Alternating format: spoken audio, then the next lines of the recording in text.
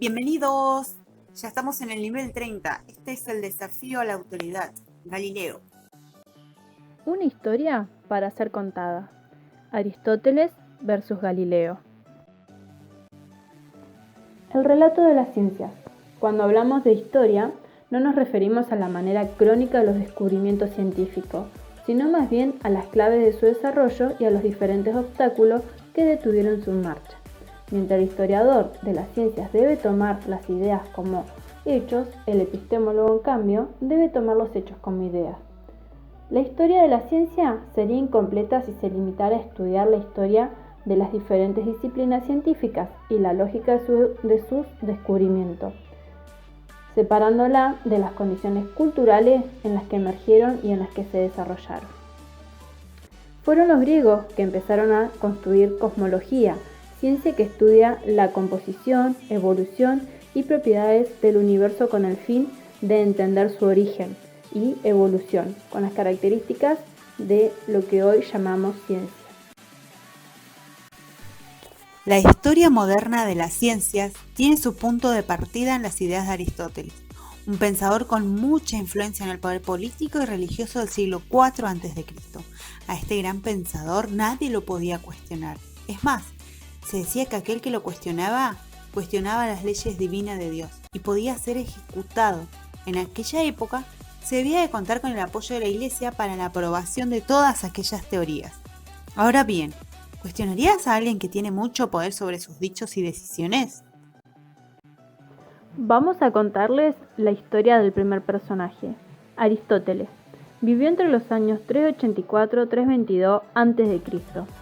Fue el primero en elaborar el modelo geocéntrico, que decía que la Tierra estaba fija en el centro del universo y que todo lo demás daba vuelta completa al día. Una antigua teoría decía que la Tierra es una esfera fija ubicada en el centro del universo, donde todos los astros, incluido el Sol, giran a su alrededor.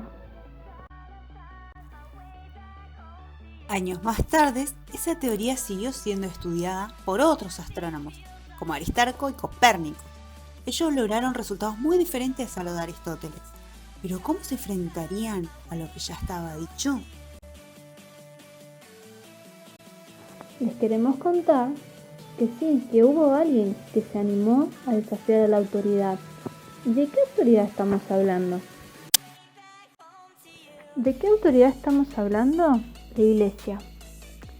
Pues la Iglesia Católica estaba pasando por un momento de especial sensibilidad respecto a la libre interpretación de la Biblia en pleno enfrentamiento con la Reforma Protestante. Ese alguien que se animó a desafiar a la autoridad se llama Galileo Galilei. Vivió muchos años después de que existiera Aristóteles. Un día como hoy, pero de 1633, la razón y el conocimiento fueron humillados.